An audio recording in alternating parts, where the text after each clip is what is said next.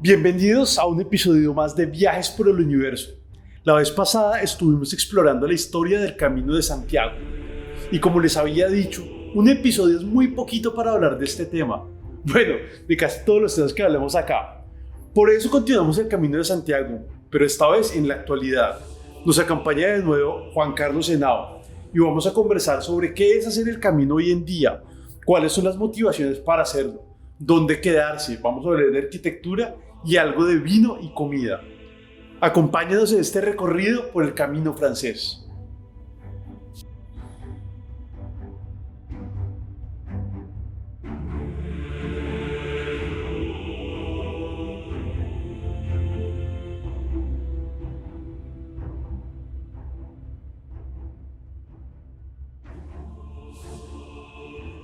Juan Carlos, bienvenido de nuevo al podcast y este segundo episodio acerca del Camino de Santiago.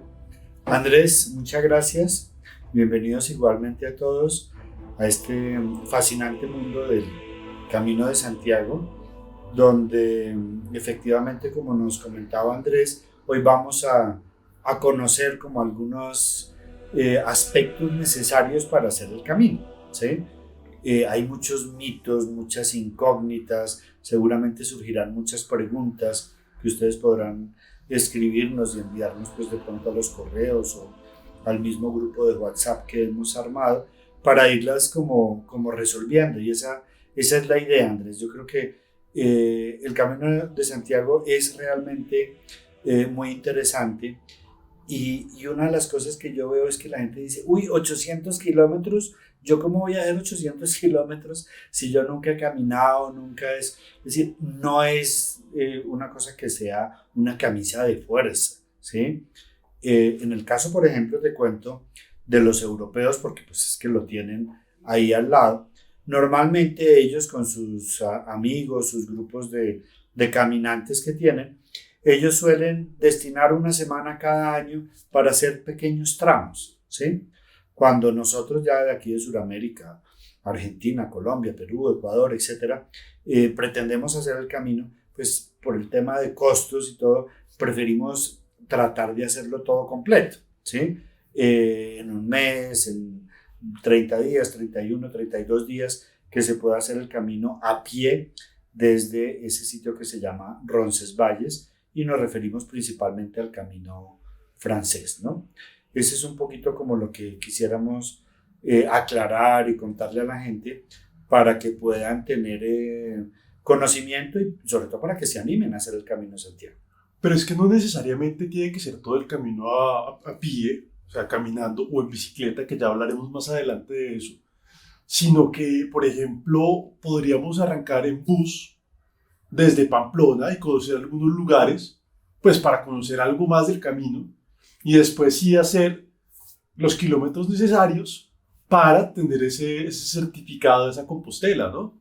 Así es, Andrés, la idea que estamos nosotros pensando y proponiendo es meternos en el camino de Santiago, empezando efectivamente en Pamplona, que es una ciudad bien interesante y emblemática para el camino, y hacer una primera parte de ese camino francés, visitando algunos de esos monumentos, patrimonio, algunas catedrales, algunos puentes que son realmente importantes dentro del camino, haciendo toda su explicación y todo su contexto, hablemoslo así, sociocultural del camino, para que ya después podamos realizar los últimos 100 kilómetros, que es lo que nos exige la diócesis de Santiago para obtener la famosa compostelana, ¿no? Que es ese certificado, ese diploma en el que la Catedral de Santiago me certifica que yo hice a pie los últimos 100 kilómetros.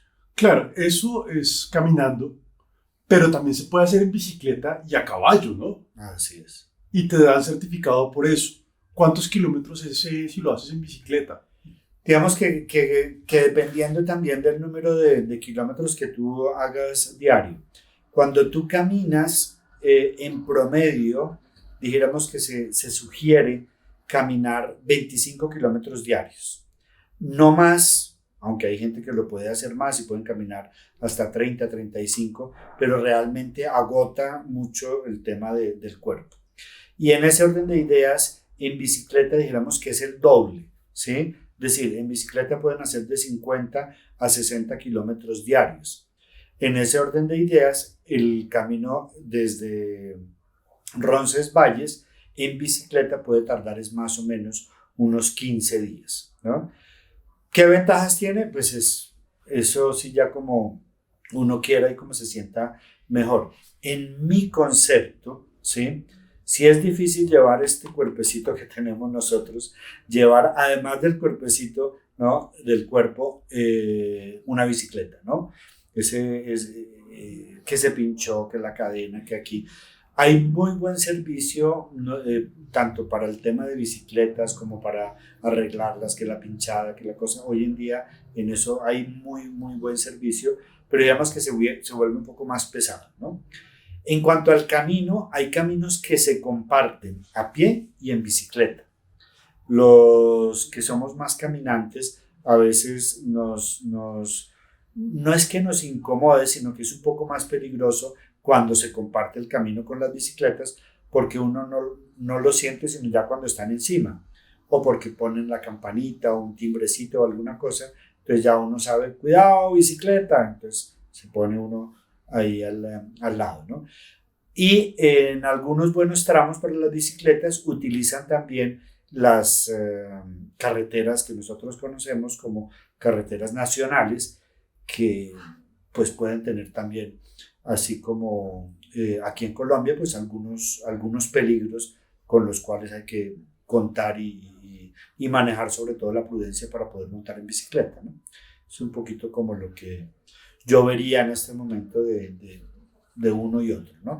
Y a caballo, a mí me parece tan bonito el tema también a caballo, que eso es otro medio, ¿no? Pero ahí tiene otra logística. Primero, no vas a ir cabalgando, no vas a ir trotando, no, vas caminando a caballo. ¿Por qué otra logística? Porque pues, el caballo necesita descansar, necesita también tomar agua, comer. Entonces, y es bien bonito, me tocó ver algunos albergues donde tienen pesebreras especiales para los caballos. Entonces, la gente lo que hace es organizar la comida también de los caballos en los distintos pesebreras en las que se va a quedar, y luego ya hacen el recorrido en los caballos, ¿no? Y un dato muy curioso, Andrés, habría que buscarlo nuevamente en internet, pero vi una persona que lo hizo una vez en burro, ¿sí? En mula. En pura mula, ¿sí? Y bonito, y él iba también a pie, a veces se montaba, y se vuelve un tema también como muy folclórico, ¿no? Y así, hoy en día, aunque sea a pie, también o en cualquiera bicicleta, es muy bonito ver cómo estamos pues en un tema de mascotas como muy arraigado también en la sociedad. Las mascotas van también con su morralito y con la concha y van pendiente ahí de su amo y van caminando y todo. Entonces es cada vez más frecuente ver también a los perritos haciendo el Camino de Santiago. Entonces el Camino de Santiago se convirtió en un camino pet friendly. Pet friendly, así es. Ya me tocaría mirar también restaurantes y todo, pero sí, realmente hay gente que como el camino lo hace solo y su compañía es su mascota, pues realmente se siente más a gusto, ¿no? Claro, esto siento que nos lleva a otro tema que dejamos en remojo en nuestro episodio pasado, y era las razones para hacer el camino. Ya hemos hablado de estado físico, estamos hablando de personas que lo hacen solo o solas, y en el pasado el Camino de Santiago, las personas lo hacían por pagar una penitencia o por peregrinaje, para reafirmar su fe, por muchas razones. Eso ha cambiado al día de hoy. ¿Cuáles crees tú que sean las razones por las que las personas hacen hoy en día el Camino de Santiago? Mira, Andrés, efectivamente es una muy buena pregunta, porque las intenciones con que la gente lo hace hoy son totalmente distintas a los de la Edad Media. En la Edad Media seguramente algún sacerdote le impuso como penitencia, listo, vaya a Santiago a pagar pues todas las penas y las culpas que tenga pues por los pecados cometidos. Hoy en día hay muchas intenciones, ¿no? Yo diría que una es, y muy arraigada, el tema competitivo y el tema deportivo. Entonces la gente dice, pues máquina, yo tengo que poder hacer hoy los 30 kilómetros para llegar a tal sitio, a tal ciudad, y se ponen ese tipo de metas, ¿no? Así como está ya la meta grande de llegar a Santiago de Compostela, en el tema deportivo y competitivo existe ese tipo de elementos. Está también el tema cultural. Yo creo que la vez pasada también hablábamos cómo a través del camino nosotros vamos atravesando desde el románico navarro hasta el barroco recargado de pronto de Santiago de Compostela y algunos otros sitios, y hay gente que le gusta ese tipo de arquitectura, la arquitectura religiosa, la arquitectura civil, románico, gótico, etcétera, etcétera. Eso también me parece que llama mucho la atención, ¿no? Esos son como dos puntos, sin demeritar también el tema religioso, porque cuando tú haces el camino también ves personas de pronto de parroquias, de pronto grupos religiosos, amigos, no sé, que sean sacerdotes o grupos que van rezando el rosario, que van y promueven el tema de hacer la misa. No es que sean muchos, pero igualmente se ven, ¿no? Grupitos a veces también de franceses, italianos, que van un poquito con ese espíritu religioso. Porque al llegar a Santiago de Compostela, una de las cosas que normalmente te preguntan es cuáles fueron los motivos que lo llevaron a usted a hacer el Camino de Santiago. Si tú dices que fueron otros motivos diferentes a los religiosos, te van a dar un documento diferente al tradicional de hace siglos, que es la famosa Compostelana. Ok, hablemos un poco acerca de la Compostela. ¿Qué es? ¿Qué es la Compostela? ¿Y cómo logras tú obtener ese documento, ese certificado? Ya estoy respondiendo un poco qué es la Compostela, pero ¿cómo logras obtenerla? Listo. Cuando tú viajas, normalmente tienes un pasaporte. En el caso de Santiago de Compostela, que la puedes adquirir en cualquiera de los sitios donde tú comiences, porque no hay un sitio específico para comenzar, tienes que adquirir un pasaporte, digamos, llamémoslo pasaporte del camino, que se le conoce con el nombre de credencial. Esa credencial, para poderlo entender un poco más gráficamente, es como una especie de abanico donde tengo yo unas casillitas y en los sitios en los que yo voy parando me van poniendo un sello.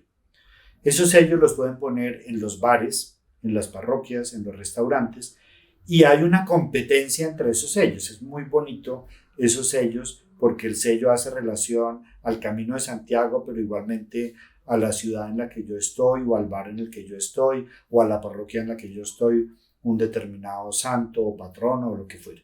Entonces son sellos muy bonitos y queda finalmente un documento con el sello y la fecha por la que yo pasé por esa ciudad. Cuando yo termino mi camino, ese documento es el que yo presento en la oficina del peregrino en Santiago de Compostela y es la que me va a acreditar a mí que hice por lo menos los últimos 100 kilómetros y me da derecho a recibir ese documento que se llama la Compostelana, que a la usanza de la Edad Media lo hacen en latín, te escriben tu nombre en latín y certifica por la diócesis de Santiago de Compostela que tú has hecho el camino por motivos religiosos y que por tanto te acreditan es un diploma básicamente en latín con tu nombre en latín que certifica que has hecho los últimos 100 kilómetros del camino. Claro, y es que este pasaporte del que me hablas, que lo van sellando en diferentes lugares, tiene su origen histórico, ¿no? Esto no es porque sí y es como un atractivo del tour, sino antes tenía una función y era porque el camino era inseguro, ¿no? Claro. Entonces los reyes de España dijeron, ok, vamos a darle una certificación al peregrino y el camino no va a estar cerrado para los peregrinos. ¿Cómo fue eso? Mira, a lo largo y dentro de lo que yo he leído y de pronto he estudiado, eh, efectivamente hay narraciones de atracos y de ladrones a lo largo del camino. Ahorita me viene a la cabeza uno de estos santos como eh, más importantes, digamos, dentro del camino, que se llama Santo Domingo de la Calzada. Santo Domingo de la Calzada fue un monje que estaba ahí cerca a La Rioja, benedictino, y él se dedicó a orientar a los peregrinos cuando estaban atravesando por un bosque o alguna cosa y se perdían y había bestias y había ladrones y había cosas. Entonces él procuraba un poco eso, ¿no? Y este santo dejó en su testimonio que él quería ser enterrado en el camino. Y uno cuando va en el camino llega, ¡pum!, se encuentra como con un ábside al lado de la iglesia, porque ahí en esa parte está enterrado el santo. Entonces uno tiene que dar la vuelta para después poder seguir en el camino. Cuando uno entra a la iglesia, efectivamente hay una especie como de ábside, de capilla dentro, donde está la tumba de este santo. Se llamaba así Santo Domingo de la Calzada. Entonces, efectivamente, lo que hacen es tener sitios de seguridad y decir, ok, ya paso por aquí, ya este es un sitio seguro, ya paso por aquí, este es un sitio seguro. Hoy en día hay unos que son súper artistas, hay unos sellos de esos que incluso los ponen con lacre, ¿no?, que son súper bonitos. Hay otros que los pintan a mano. Es decir, ha habido ahí también como emprendimientos nuevos de la gente para tener ese tipo de cosas. Efectivamente es un tema tradicional y la única forma que tiene hoy en día la oficina del peregrino en Santiago de Compostela es mirar como esa evidencia de que sí pasaron por ese sitio para poder hacer la certificación. Yo puedo salir a ser parte del camino hoy, como lo mencionabas con los europeos. ¿Qué pasa si lo suspendo ahora y después, dentro de un año, decido continuar el camino y decido volver? ¿Pierdo estos sellos? ¿Se pierden? ¿No se pierden? ¿Qué pasa? No los pierdes. Digamos que para el tema de la certificación, no, tú puedes continuar, por decirte algo, hiciste tu camino en el mes de abril, caminaste 10 días, tienes 10 sellos, ¿sí? En el 2023, vuelves en abril del 2023, empiezas donde terminaste y continúas con tus sellos. Ahí va a quedar de todos modos la fecha en la que tú lo hiciste. Lo que exige la Catedral de Santiago es los últimos 100 kilómetros, preferiblemente de una. 100 kilómetros realmente se hacen en 5 días. O sea, ahí no tendrías que interrumpir. ¿Y cuántos sellos son? Tú puedes poner los sellos que quieras. En la credencial, si no estoy mal, caben como 31 sellos. Lo que recomiendan, por ejemplo, porque esta también es muy buena pregunta, cuando se inicia el camino en Sarria, es que por lo menos se selle 2 veces al día, ¿sí? En la mañana y en la tarde. Claro, ¿sí? es que se convierte en un souvenir. Porque se convierte en un souvenir, exactamente.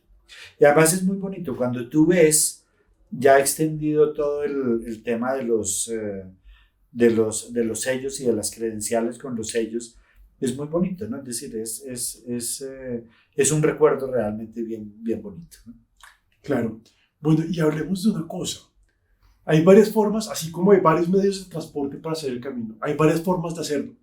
Yo puedo hacer el camino completamente solo, pero también puedo ir en grupo, pero también puedo, digamos, contratar a una agencia que me precontrate esos servicios. Uh-huh. Si voy solo, empecemos por ahí, ¿cómo hago para ubicarme? Porque yo no llevo un guía, yo no llevo a nadie, ¿cierto? Yo voy caminando solo. Entonces, ¿cómo hago para saber cuál es el camino? Bueno, primero tienes que decidir, ¿no? El camino, cuál quieres escoger, si vas a hacer el de La Plata, si vas a hacer el francés, el del norte, el primitivo, catalán. Hoy en día pues hay muchos caminos. Entonces, primero es decidir qué camino vas a hacer. Hoy en día en la tecnología hay varias aplicaciones y varias páginas en internet que puedes estar de pronto siguiendo, y hay unas que están más actualizadas que otras y te van a indicar cómo hacerlo en el caso que tú lo quieras hacer solo. Yo no sabría decirte ahorita un porcentaje de gente que lo hace solo, pero podría atreverme a decir que por lo menos un 50-60% de las personas lo hacen solo, o con amigos, o con la pareja, o con esto, digamos, 2-3 personas máximo, ¿no? Y ya un 30%, un 40% que de pronto lo hagan en grupos de colegios, de universidades, parroquias, etcétera, que van pues en esa función, y algunas agencias de viajes. Pero normalmente el camino, yo hago, Andrés, una comparación, es como el camino de la vida. En el camino de la vida uno va solo, ¿sí? Uno es el responsable de su vida, pero uno se encuentra con personas que a lo mejor después ya no va a volver a ver, o se tropieza uno. Entonces son elementos del camino de la vida que de pronto le pueden hacer a uno reflexionar. Y a lo largo del camino uno encuentra y hace una serie de amistades muy duraderas. En mi caso personal, el primer camino que yo hice, lo hice solo, ¿sí? Fue una experiencia muy bonita, mucho tiempo para uno pensar, meditar, rezar, pensar en muchísimas cosas, y encontré personas con las que aún hoy tenemos una amistad muy grande, y nos escribimos y nos hablamos, y cuando yo viajo él me recibe en su casa y todo esto, ¿no? Esa parte de convivencia, de compartir, cuando llegas tú en un albergue y lo haces solo, y uno dice, yo tengo vino, yo tengo pan, yo tengo jamón, ¿sí? Y lo pones en la mitad de la mesa para que todos compartan, sin decir, no, me tiene que dar 2 euros o deme 5 euros. No, es de todos, ¿sí? Esa es una parte muy bonita del camino, y que conserva mucho esa tradición de acogida y todo esto, ¿no? Entonces, ese tipo de virtudes, de espíritu, dijéramoslo así, del camino es el que es bien bonito, ¿no? Así como también encuentras, hombre, en un albergue, el fulanito pues que en las noches ronca como una locomotora y tú no sabes cómo decirle, y todo, finalmente son condiciones de la naturaleza humana que no es que dependan de uno, ¿no? Entonces hay que tener paciencia, ser amable, ponerse unos tapones en los oídos pues para no escucharlo, en fin, todo de alguna forma también va a tener un remedio y alguna cosa en el sentido que se puede hacer, ¿no? Pero ese es un poquito el tema que yo vería también como de espíritu del camino, ¿no? Para mí, el mejor camino de todos es el que hace cada uno. Igual, si voy en grupo, si voy con una agencia, si voy, dijéramos, yo sigo siendo el responsable del camino. Si yo voy en grupo, perfecto, nos reunimos en tal sitio, vamos a vernos en un bar, pero yo soy el que voy haciendo el camino poco a poco, ¿no? Entonces, digamos que son como esos dos elementos. Bien, que lo haga solo, existe la posibilidad.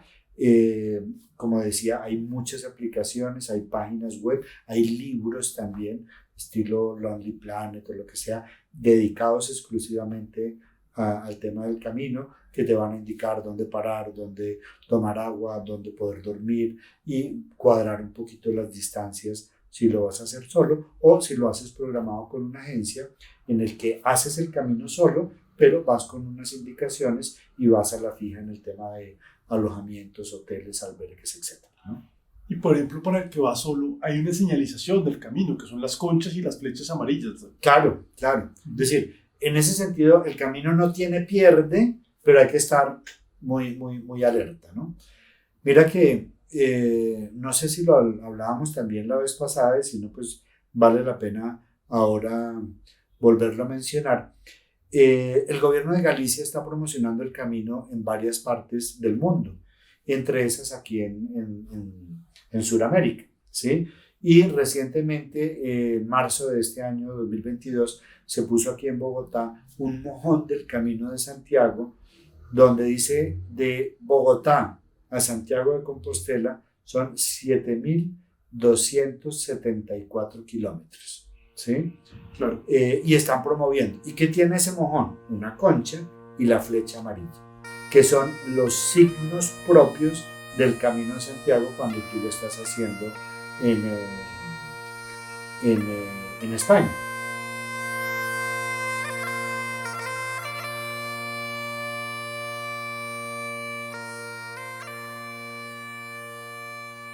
Flecha amarilla, conchas de distintas formas que te van indicando. Eso sí, hay lugares en que, como en todo, hay gente que quiere tener su privilegio y que quiere tener sus ventajas, ¿no? Que tú vas caminando y de pronto ves una flecha amarilla que te lleva para un pueblo porque el dueño del bar de ese pueblo quiere promocionar y que la gente vaya allá y tome gaseosa o café o su cerveza, lo que sea, y después vuelve y te saca a la carretera. Entonces, te alargan en algunos casos el camino, no es que sea, pero bueno, finalmente... Eso es lo que es, entre comillas, es lo que llamamos trampas para turistas. Más o menos. Entonces, cuando tú dices, aquí, ¿qué pasó? ¿Por qué me manda? Y después sigue para allá. Entonces, a veces lo ponen a uno a dudar. Lo que nosotros hacemos es, cuando vamos igualmente así en grupo, es que la noche anterior nos reunimos, hablamos un poquito de cómo va a ser la etapa siguiente, por dónde vamos a parar, dónde se puede tomar algo que hay que llevar, que una fruta, que algún fruto seco o alguna cosa, y para evitar ese tipo de cosas, estar muy alertas en el tema de las señales para que no nos vayamos a desviar. A veces esos desvíos son 2-3 kilómetros que pues agotan un poquito más y lo pueden hacer un poco más extenso, ¿no? Entonces, el día anterior nos reunimos y se explica un poquito lo que se va a hacer al día siguiente. Entonces, cuando tú vas con un grupo, cada quien va a su propio ritmo. Exactamente. No, nadie los va a presionar, no, cada cual va a su ritmo. Normalmente tenemos también la comunicación, todos tenemos un grupito en WhatsApp o los teléfonos de cada uno donde haya señal, pues igualmente nos conectaremos y nos hablamos y cada uno va a su ritmo. Estábamos hablando de los lugares donde te quedas, que está el que ronca, está el que no ronca. Háblame un poco acerca de esos lugares y sobre todo cuando tú sacas un grupo, ¿dónde se queda la gente? O sea, ¿cuáles son estos alojamientos donde se quedan y qué vamos a encontrar ahí? Obviamente está el albergue, pero pues ¿qué más? Claro, digamos que en ese orden de ideas, a diferencia de pronto de lo nuestro, el Camino de Santiago, dijéramos, es muy tradicional, el famoso albergue, ¿sí? Dentro de esos albergues encontramos que hay albergues parroquiales, albergues municipales y albergues privados, ¿sí? Pero dentro de esa misma categoría. ¿Qué es un albergue? Un albergue es de pronto una casa adaptada con cuartos muy grandes donde hay camarotes, ¿sí? Y en una habitación puede haber 5, 6, 7 camarotes, depende del espacio que tenga. Privados en el sentido de que pueden ser un poquito más costosos, pueden tener un poco más de comodidades y de pronto una máquina de esas de café o una máquina vending de esas pues para productos de frutos secos, papas o jugos o lo que fuera, ¿no? Ese tipo como de comodidades. De pronto hay un poquito más de espacio entre una cama y otra cama. Eso es como un albergue privado. Pueden tener sábanas limpias o lo que sea. Un albergue municipal es un albergue que está llevado por la alcaldía, por el municipio, por el ayuntamiento de la comarca, del pueblo, que normalmente son unas señoras ahí del pueblo también, que seguramente recibirán alguna función, que barran, que lo mantienen. Son, dijéramos, un poquito más simples, más sencillos, donde pasa mucha gente, no tienen sábanas, pueden tener la almohada, en fin, digamos, a lo que me refiero es un poquito como mostrar las categorías, ¿no? Si yo hablo del privado 5 estrellas, pues pero sigue siendo albergue, ¿no? Es decir, Claro. camas francas, comparto baños, etc. El municipal de esta forma, y el parroquial tiene un ingrediente más, puede ser muy similar al municipal. El parroquial normalmente está en un edificio contiguo a una parroquia, ¿sí? O en un apartamento, o en un espacio, en un hall. En algunos casos no tiene camas sino colchonetas, en otros casos tiene camas también, pero pasa un poquito lo mismo.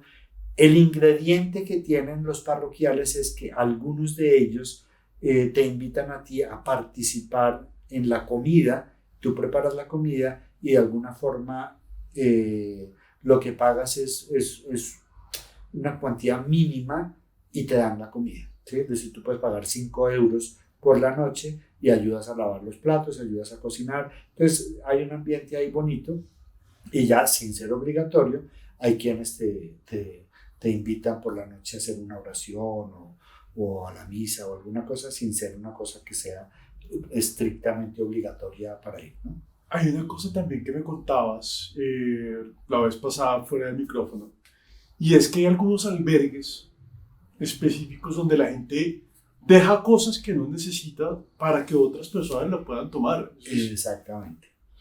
Hay yo no sé si alguna vez viste o leíste un libro de Anthony de Melo que habla de ligero de equipaje. Igualmente son como unas palabras de la Biblia. Entonces la gente, en la medida en que empieza a hacer su camino y va notando que está pesado, va dejando cosas que dice, esto no lo voy a necesitar, ¿no? Hombre, que es un gorro, que es una chaqueta, el clima está bien, o los pantalones que por X o Y motivo se le rompieron o ya no los ve tan prácticos.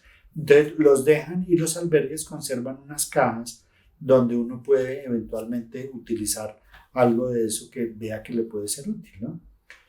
Así como, no sé si creo que también lo hablábamos la vez pasada, los españoles hablan de una hucha. ¿Tú sabes qué es una hucha? ¿Es como una alcancía? Como una alcancía. Entonces, normalmente en los albergues ves esa hucha, y a mí es de las cosas que a uno le impactan a veces en el camino, ¿no? Y ve uno la hucha abierta, y uno ve 5 euros, 10 euros, algunas monedas, algunas cosas, y un letrerito que dice ahí, lógicamente en español, toma lo que quieras, deja lo que puedas, ¿sí? Entonces ese es un poco como el espíritu del camino. Hombre, hay gente que toma más de lo que quisiera, pero pues es un poquito el espíritu. Si yo tengo un poquito más, ¿por qué no dejo algo? En esos albergues, por ejemplo, muchas veces nadie te va a decir, oiga, yo no pagué, comí, dormí y todo, yo no pagué nada.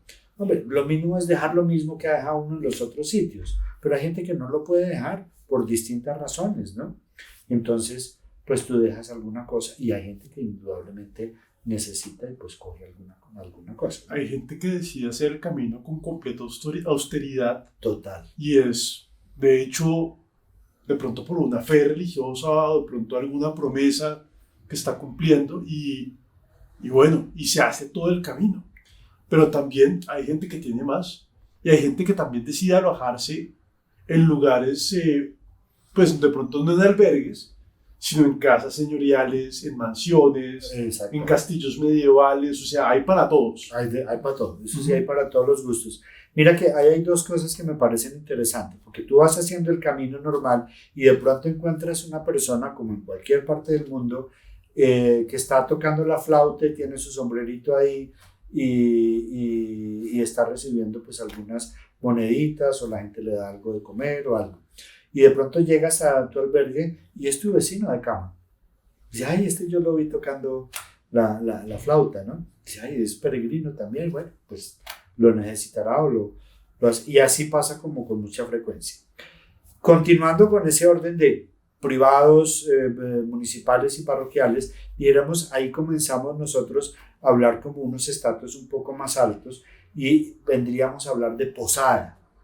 Posada es una familia, una casa de familia que de pronto alquila 1 o 2 cuartos. Hoy en día eso se llama Airbnb, pero bueno, es posada, y tú ves la P grande, dependiendo del sitio y todo, pero también es muy común. Un poquito más arriba encontramos de pronto ya hostal, ¿sí? Y también puede tener 2, 3 estrellas, hostal. Y de ahí para arriba, pues lógicamente encuentras hotel con tantas estrellas, esto que también los hay para peregrinos, lógicamente con las comodidades necesarias. Eso no obsta que, porque también los hay, algunos de los albergues tengan espacios dentro que sean, por ejemplo, habitaciones privadas con baño y lógicamente pues tienen costos diferentes. Y en torno a eso, seguramente tú has escuchado de los famosos paradores españoles, ¿no? Los paradores españoles eran o conventos o castillos o seminarios antiguos que los han adaptado y son hoteles 5 estrellas. Entre ellos, el famoso de los Reyes Católicos que se encuentra en Santiago de Compostela, que era el antiguo hospital de peregrinos, ¿sí? Y se llama así el de los Reyes Católicos, que es un hotel 5 estrellas que estará por el orden de los 600, 700 euros la noche. Y es un edificio súper bonito que está ahí en la plaza del Obradoiro, al lado de la catedral, ¿no? Y a lo largo de España y del camino hay varios paradores turísticos porque hay como una asociación de ese tipo de hospedaje, ¿no? Claro, tú mencionabas algo que me gustaría hacer un poquito de énfasis, y es que yo creo que el camino también confronta un poco tu sistema de creencias en cuanto al otro, en cuanto a los demás. Por ejemplo, el tema del flautista que mencionabas. Puede ser la persona más rica, la persona más pobre, pero a la final todos están compartiendo el mismo camino y todos están con la misma intención, ¿no? Comparándolo de nuevo otra vez con la vida, ¿no? Entonces, ¿cómo confrontar eso? Así es. Esa es una parte muy, muy bonita, desde lo que te decía, por ejemplo, el compartir en las comidas, el ver a la persona que estaba en la calle ahí y al ver, lógicamente, al otro que tú sabes que tiene por marca, almorral, botas o lo que sea, que seguramente se quedó en el parador, pero está haciendo lo mismo, finalmente, y va al mismo tiempo. Hay gente que habla más que otras. Cuando de pronto uno es un poquito como más extrovertido, de alguna forma en el camino también se vuelve uno como una especie de psicólogo, ¿no? Y la gente, yo no sé por qué, pero la gente se extrovierte y empieza a hablarte y diciendo, Dios mío, ¿yo qué estoy haciendo aquí? Yo no soy sacerdote, yo no soy... Pero empiezan a escuchar confesiones. Unas confesiones, ¿no? Entonces, a mí me pasó una muy curiosa, la verdad muy bonita, y es una persona que de vez en cuando por ahí también hablo con ella. Y una de las que me pasó a mí me dice, mire, no, Juan Carlos, mire, yo estoy haciendo el camino porque yo prometí que si mi amigo, que es mi mejor amigo, que tenía un cáncer prácticamente terminal, se mejoraba, yo empezaba a hacer el Camino de Santiago y por eso estoy acá. Mi amigo hoy está bien, no tiene problemas, el cáncer prácticamente desapareció y si no, miércoles. Hay cosas que son de verdad, ¿no? Una muchacha también en algún momento empezó a contarme un poco de la relación con su mamá. No era una relación pues muy fácil y todo, y llorando me comentó lo que había pasado, lo que le había hecho, pero me dijo, hoy ya hablé con ella, tenemos una relación difícil, pero pues estamos tratando de manejarla. Cosas de ese estilo que dice uno, mira, la gente hace el camino por muchísimos motivos y por muchísimas cosas, ¿no? Sí, por agradecimiento, por liberación, volvemos otra vez al tema inicial, ¿no? Total. Y además que imagino que después de 1 o 2 vinos, la gente estará hablando, hay fuentes de vino, ¿no? ¿Cómo funciona eso? Total, ¿no? Mira, a mí siempre me encanta decirlo, porque yo diría, sin ser muy bebedor, yo aprendí a tomar vino en el camino, ¿sí? Entonces hay una expresión que a mí me encanta y uno la ve, yo creo que por ahí la tengo, una fotografía, dice, con pan y vino se hace el camino, ¿sí? Entonces es bien, bien interesante. Lógicamente tú pasas por La Rioja, pasas por Castilla, son zonas totalmente vinícolas que son vinos pues muy, muy afamados. Y cuando vas en el camino, si tú aquí en Colombia vas por el camino y ves unas mandarinas y te pones seguramente te salen los perros, te sale el campesino o algo, oiga, no sea ladrón, eso no se puede hacer. En España, si tú encuentras un racimo, que encuentras muchos en el camino, te las puedes comer, ¿sí? Porque no es pecado, dijéramos, y no es que estés robando ni nada, porque hay mucha gente que no la recoge porque no está buena la vendimia o porque no está muy buena la uva, y entonces pues las dejan ahí tiradas y se pierden. Pues el peregrino lo que hace es comer, y tú sabes que la uva tiene bastante azúcar y da como esa fuerza, ¿no? Hay un lugar saliendo de un pueblo todavía en Navarra que se llama Irache, ¿sí? Y se llaman las bodegas de Irache. Ahí antiguamente había un convento benedictino, hoy en día se puede visitar, es un convento muy bonito.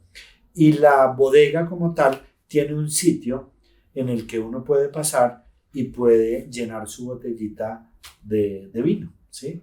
Es un vino tinto muy, muy agradable y bueno, y ahí dice, es que hay una frase, yo no me acuerdo ahorita, pero vamos a ver si la encontramos por aquí fácil. Vamos a ver si que dice, peregrino, si quieres llegar a Santiago con fuerza y vitalidad, de este gran vino echa un trago y brinda por la felicidad. ¡Salud! Bueno, y también podemos visitar viñedos a lo largo del camino. Estabas diciendo que está La Rioja. Claro. Mira que a lo largo del camino hay cosas interesantes que se pueden visitar y que a veces están ahí desapercibidas. Indudablemente viñedos. Y es muy interesante ver ese tipo de viñedos. Hay incluso un museo del vino, ¿no? Que tiene, además cubre todas las etapas de la cultura del vino, cine, libros, tiene una colección súper chévere de descorchadores, de todo el proceso del vino, de cómo lo hacían antiguamente, etc. Eso es muy bonito. Hay algunas bodegas también muy bonitas hechas por arquitectos famosos para conservar el vino, para preservar el vino, en fin. Monasterios. A mí esa zona es una zona de monasterios. Además, tú sabes, en esa zona donde está esto fue donde nació el castellano, ¿sí? En el famoso monasterio de Yuso y de Suso, ¿sí? Entonces ahí hay una serie de cosas también que se pueden visitar que son muy bonitos. Hay también unas colegiatas, así como en Madrid están también enterrados algunos de los reyes recientes y todo, pues algunos reyes de las épocas antiguas están enterrados en otros mausoleos, en León o en Nájera, ¿sí? De todos esos reinos que escuchaba uno también en la historia. Hay unos mausoleos muy bonitos para visitar. No necesariamente tienen que ser, digamos, iglesias, en su gran mayoría, pues por el tema de pronto religioso y todo, iglesias, ermitas, pero por ejemplo en León hay un edificio muy bonito de Gaudí, ¿sí? En Astorga también hay un edificio muy bonito de Gaudí. En fin, hay distintas cosas y como que cada uno tiene su estilo. Prima sí de pronto un poco el tema de la arquitectura religiosa. Hay también ruinas en Astorga, pues Astorga era la famosa Astúrica Astorga, ¿sí? Sevilla era Isbilia, Pamplona era la ciudad de Pompeyo, es decir, todo eso estuvo invadido, dijémoslo así, o conquistado por los romanos, y se conservan algunas ruinas de circos romanos, de cosas romanas. Hay un sitio en Astorga que tiene el piso de una casa romana precioso, con un mosaico muy, muy bonito. Y en torno a eso hay muchas historias, ¿no? Como te decía, prima efectivamente la arquitectura religiosa, pero también hay otro tipo de cosas.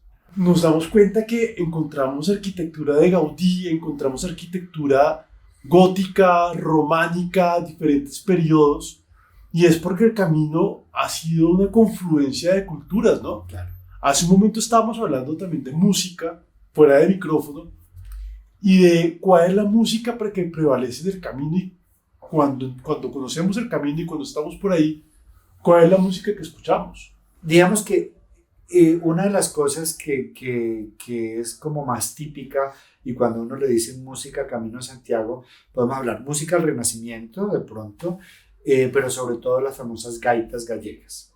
Cuando uno va llegando a Santiago y se está acercando ya a la Plaza del Obradoiro, que es donde se encuentra todos los peregrinos, y que empiezan, ay, ya lo vi, ya lo vi hace 15 días y no lo había vuelto a ver, o este estuvo con nosotros en tal sitio, en fin, donde todo el mundo llora, porque ya es la meta como tal. Entonces, en la medida en que uno se va acercando a esa plaza, empieza a escuchar la gaita, ¿sí? Y hay unos muchachos que periódicamente se cambian de horas y tocan la gaita. Eso da cierta emoción, produce una sensación que es un poco extraña, porque dicen se acabó el camino, lloro, alegría, ahí se confluyen muchas cosas. Pero en esa orden de ideas yo diría que la gaita gallega, ¿no?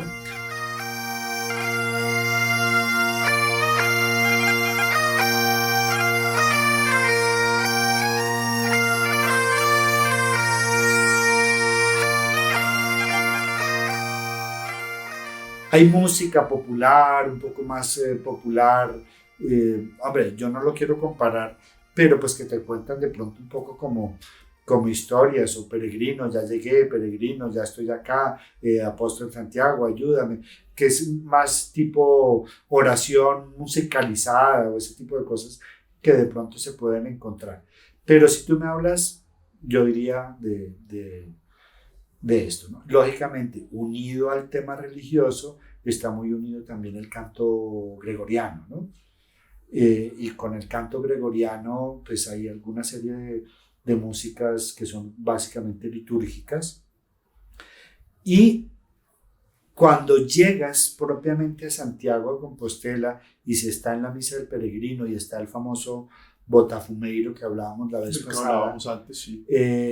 Hay un himno que se canta que es muy bonito, porque cuando la gente lo canta también lloran un poco, es decir, es un poco de emoción, y es un himno dedicado a Santiago de Compostela, Santo Adalid, Rey de las Españas. O sea que es un tema más como himno popular, que también es muy bonito. También lo mismo con ese tipo de cosas. Ellos traen un poco como esos elementos celtas que finalmente por todo ese peregrinaje pues se van a confundir, que con los italianos, que con los coreanos, que con los celtíberos, que con los americanos, porque hoy en día pues ahí confluye lo que hablábamos también al comienzo como una torre de Babel. Y en Santiago pasa lo que está pasando aquí en Bogotá, que tú de pronto caminas por el centro y están aquí hablando en italiano, aquí están hablando en portugués, aquí están hablando en inglés, y van a un restaurante y nadie les entiende. De acuerdo, pero es que también, por eso es que el camino es un patrimonio de la humanidad, ¿no?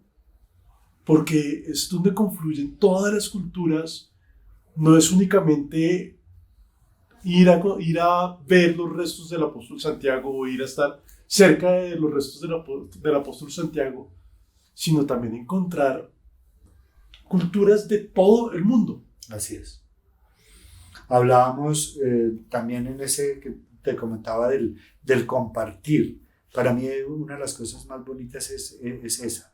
Finalmente, yo no tengo ni idea de coreano ni de japonés, pero compartir con una persona, así sea de señas, y decirle yo le puedo ayudar con esto, yo tengo esto, o con un mínimo inglés que sepan de los dos lados, eso es como parte de esa parte del camino. Entonces tú llegas a Santiago de Compostela y ves misa en inglés a tal hora, misa en coreano a tal hora, misa en no sé qué a tal hora.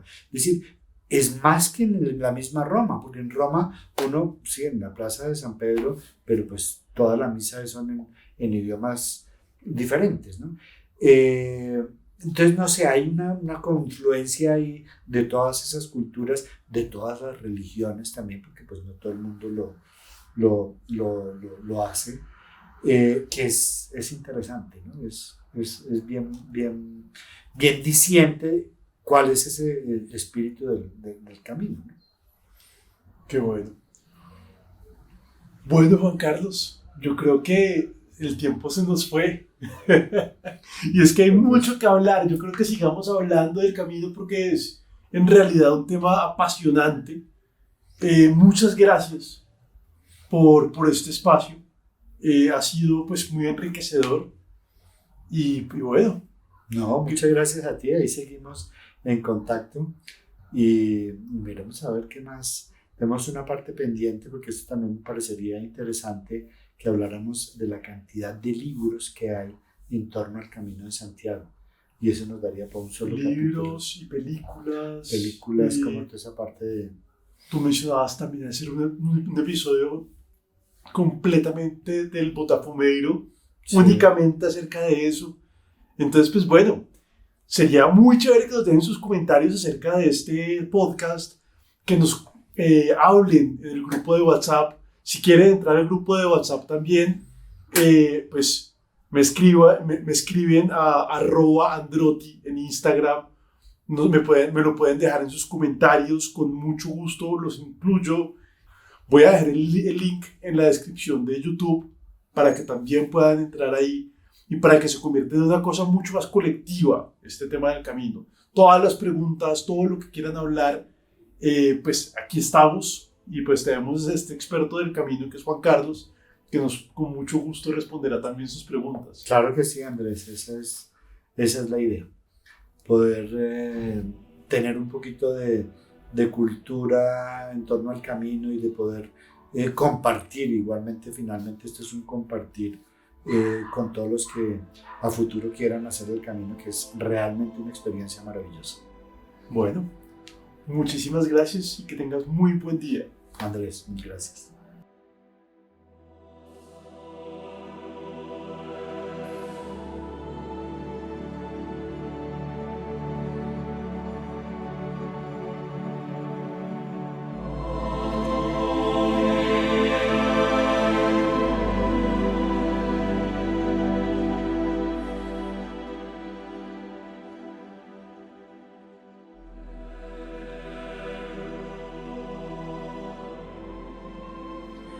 Gracias a ustedes también por haber escuchado el episodio de hoy. Espero les haya gustado y nos encontraremos con nuevos capítulos de Viajes por el Universo más adelante. Sigan conectados porque vienen muchas sorpresas. Un abrazo y hasta la próxima.